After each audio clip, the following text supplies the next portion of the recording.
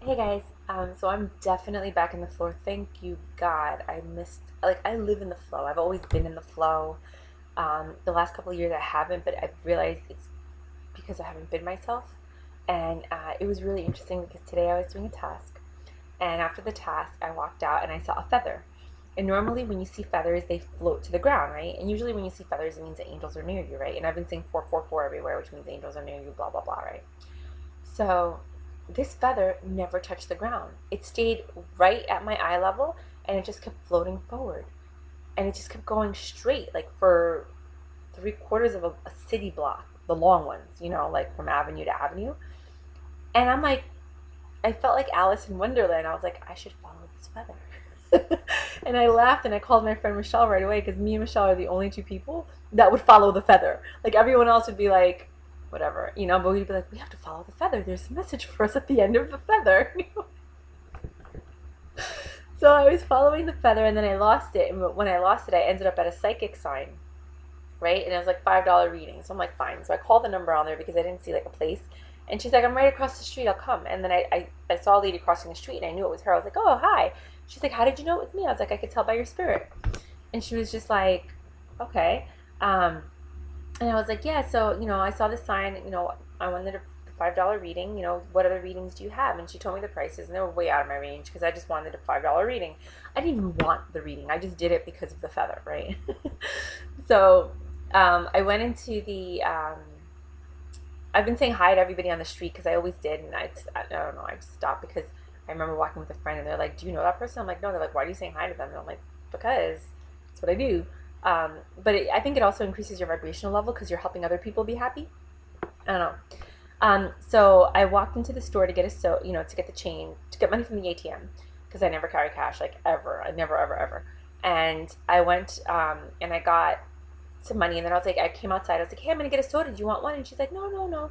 So when I got my soda, I came out. Some guy asked me for $1, and I looked at him, and I had money in my hand, so I was like, here's $1. And then I took it back, and I'm like, wait a minute, where you spend that dollar?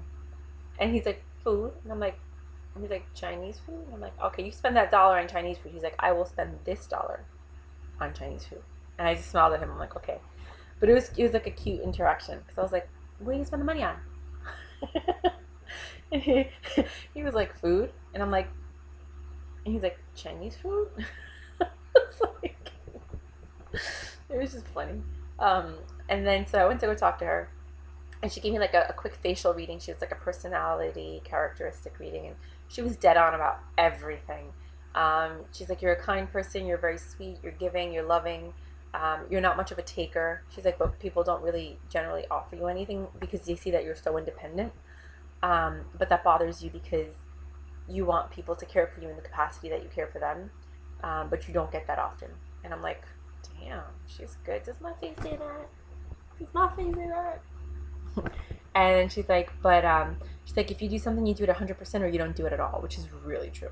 And then she's like, she's like, I see you signing papers in the next couple of months. Um, doors are going to open, opportunities are coming. And then she said, but the last few years, you've been sad because people have wanted you to change and you didn't want to change.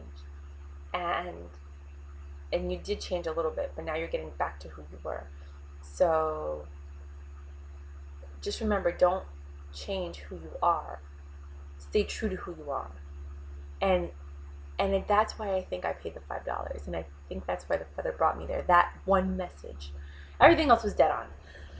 But that one message, it was like, I was. And I knew that that was like the demise of me and my friend because I could not be myself around them.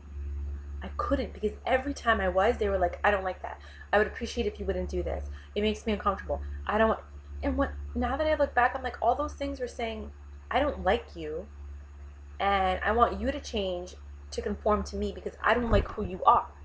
Like if somebody's telling you that they don't like this and they don't like that and they don't want this and they don't want you to do that and then there was one moment when they were like, just be yourself. And I'm like, okay. So then I put my foot in their pocket because I do that. We were sitting across from each other and they're like, oh my God, don't tell me you're turning into this kid that we both knew. And I'm like, and that made me retract. And that was the last moment I had ever been myself with that person. Ever. I have never been myself with that person again. And it's because from the moment they landed, all they did was try to change me into being something that I wasn't. And it made me unhappy. And now that I'm myself and I'm surrounding myself with people who accept me for who I am, I'm very quirky and weird. I will put my foot in your pocket. You know, like it's just the way that I am, and I don't care if you like it or not, or you think it's weird. I'm a quirky, weird person. I'll be like, yeah, you know, and like just I'm not touching you, you know, like whatever. It's who I am. You either like me or you don't, and I find myself laughing all of the time now, and I'm always happy. And then I walked to my car after the reading with her, and she's like, "You have my number. Call me." She's like, "I have more things to tell you." And I'm like, "If you have more things to tell me, you would tell me," because I believe that people that have gifts don't charge you. If they have a message from the universe, they're going to tell you whether you pay them or not. If they really have a strong message, they're not going to do that. You just can't. Not if you're called to it. Like I tell people things just because I feel like I should. You know, like I don't know if you saw that video, like when I bumped into this guy that I had a crush on since I was like a kid, and he never messed with me because I was 17, and I was considered jailbait. No, I was 15 and he was 21, and like I was always like flirting with him and blah blah blah. We'd always dance together at the teen nights at the club and stuff, and but he never crossed the line. He was always respectful, and it's like all his friends were like, "Yo, go get that," and he was like, I can't," and I really respected that. But he told me one thing, and he said, "You have a light in you," and he said, "When I watch," he's like, "when people get older, they lose that light, they lose that energy, that brightness." He's like, "Please don't lose it." He's like, "You can't lose it." He's like, "Just trust me." He's like, "You're gonna see it." And as I started getting older, I started seeing it. Like, and I was like, "Oh, you're getting old, and you're getting old, and oh, what happened to you? We were so much fun, and we used to play, and blah blah blah. And now you're so serious, you know." And my inner child is wide awake all the time, and it's only in professional settings that like I'll turn my inner child off for a little moment. But in the back of my mind, it's always cracking jokes. It's like, "Did you see that?" um, but like if we're sitting at a boardroom table and I'm like, "Oh, uh-huh," and then I see something and he's like, "Did you see that? Did you see that?" Mm-hmm. And I was like, "Shut up," in my head to my inner child. But anyway, so I saw that guy. I made a video about this, and I was walking out of the restaurant, and we were the last two tables there. Coincidence? I think not. And I was with my roommate who was moving out, and we had to like sit down and talk and have a discussion or whatever. And then I look over, and I'm like, "Is that Alex?" And I'm like, "Oh my god, I think it's Alex." And then I walked out. I got in my car. I drove away, and I was like, "I have to go back." And I told my roommate, I'm like, "I'm so sorry. I have to go back and tell this guy something," because I wanted to remind him that he changed my life. So I went back, parked the car. I walked in. I was like, "Is your name Alex?" And then everybody at the table was like, "Yo, Myra." And I was like, "Oh my god." And I gave everybody like a hug and a kiss. And I was like, I can't even believe it. I should have given these guys my number, but I didn't. I don't know why.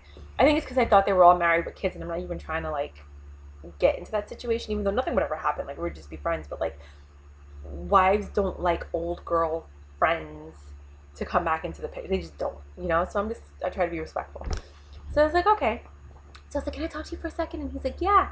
His brother's like, "Yo," and I had to give his brother like the biggest hug and the kiss because his brother was always so sweet to me. And then we went outside, and I thought it was cool because he still had the same crew of people around him, and I respect that. And it seems like all the people I grew up with still have the same crew of people around them, So like I'm very happy and grateful that all these people are coming back into my life. And I pulled him outside, and I said, "I have to tell you something, because what you said changed my life." And he's like, "What?" And he was like, "Oh my god, he still look good." He still was hot. Like, even with the little white hairs coming out, I was like, "Damn, you still look good." You know what I mean? Like, oh my god, he was so fine. I hope he thought I was cute too. And then, not that it matters, but whatever. So then I told him, I was like, "You changed my life, because when you told me that, as I grew up, I started to make sure that I maintain that light, and I maintain that joy, and I maintain that, like, that, a fire for life and the inner child." And I mean, I probably would have done it anyway, because this is who I am.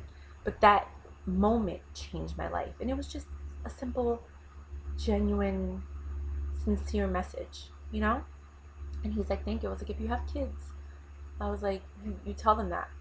It's really important that you spread that. It's a really important message." And he looked like he was sad after that.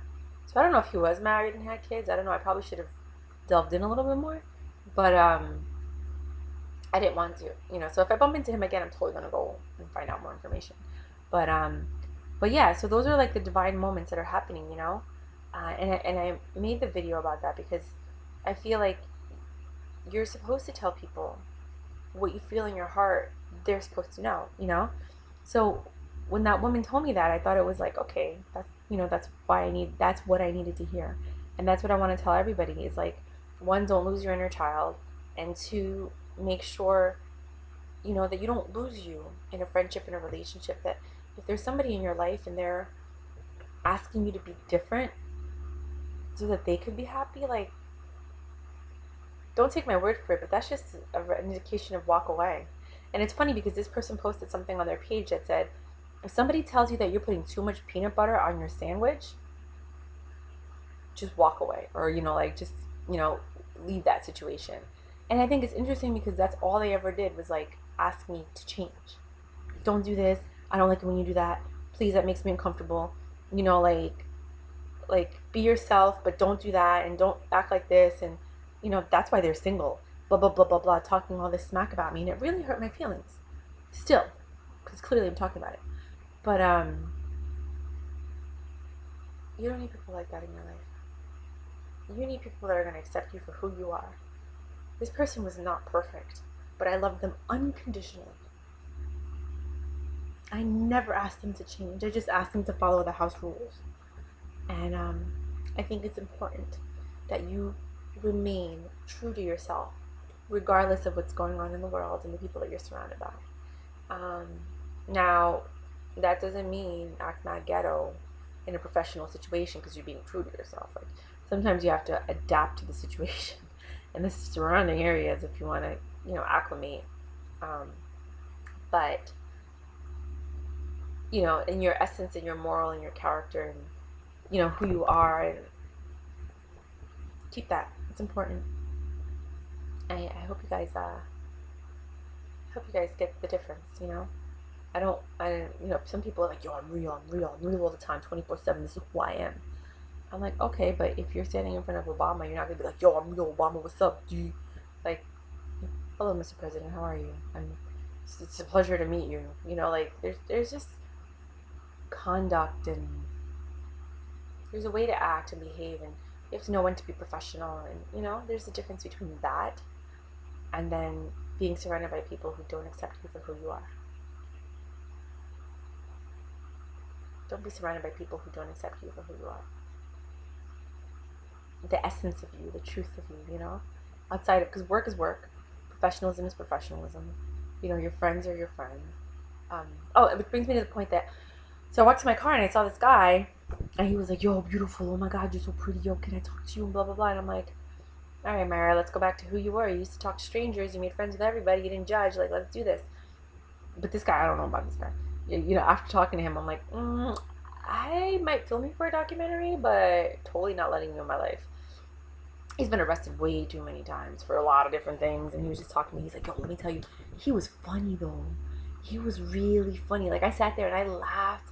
We had a great conversation for like 15, 20 minutes, and he was just like telling me, we were talking about how, like, some of the police are corrupted, and like how he got arrested for a DUI, but he was my mommy loves me, but he wasn't driving, he was just in the car. And I'm like, yeah, but if the keys are in the car. He's like, yeah, but, and I was like, did you have alcohol? And he's like, yeah, I got 5 years. I'm like, did you have alcohol in your breath? He's like, yeah, but I wasn't drinking. I'm like, he's like, I wasn't drinking in the car. I said, it doesn't matter if you were drinking in the car.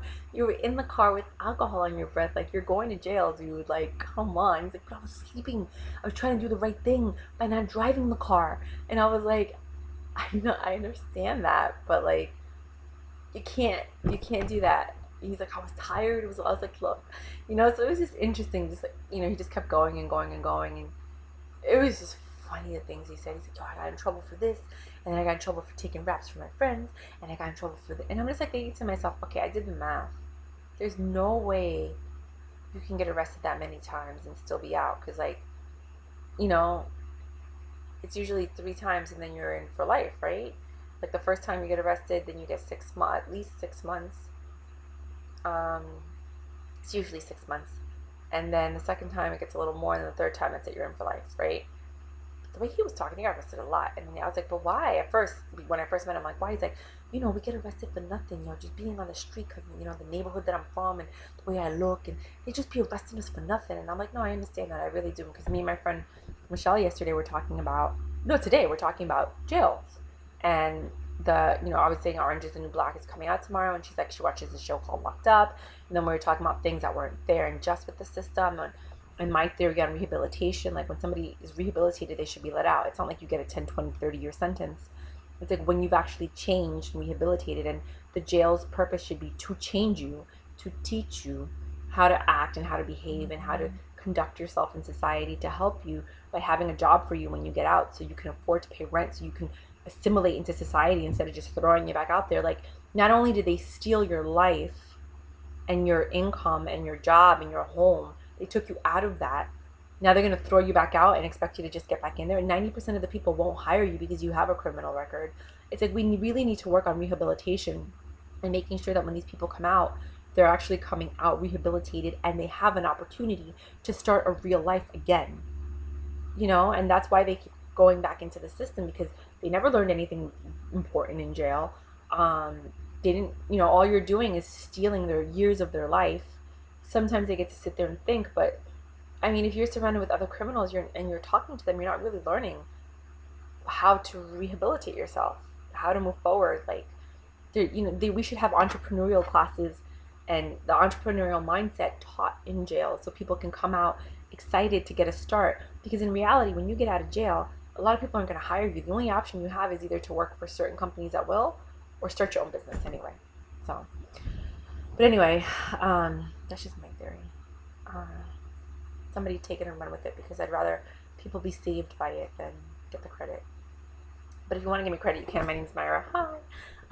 But anyway, so that we were talking, and then I was telling him, like, yeah, I'm making a documentary on like homosexuality, and he's like, you should make a documentary on child support. And I was like, why? And because it was just so fast. Like, he's like, I pay child support for a child. He said, I paid child support for a kid that wasn't even mine. And he's like, and then when I finally proved that it wasn't mine, they still took money out of my paycheck for 6 months. I was like, you are just the most unlucky person I've ever met in my life. I was like, you know what? I'm very happy I met you, and we had this conversation. He's like, we should hang out again. I'm like, I don't think so. And he's like, why not? And I was like, because nothing's going to happen. He's like, you never know. And I was like, I don't want to lead you on or anything. Like, I'm 100% positive nothing's going to happen. He's like, but you never know. And that's what I mean. Like, when you go with the flow and you just meet people, it's like, it's just funny, and life is full of interesting things. And it's like, and then I'm driving and I see like all these weird people that are dressed up like clowns, like just walking around, and I'm just like, what is going on? And that's when I knew I was in the flow, because it's like the universe trying to make me laugh. And then I look up at God and I'm just like, you saw that, right? Like you saw that, right? Like, of course you saw that, you created it. But yeah, so just, find your flow, chase the feathers. No, I'm kidding. You'll find your signs, but I just wanted to make this video because I thought that I was supposed to. That's it. All right. Bye.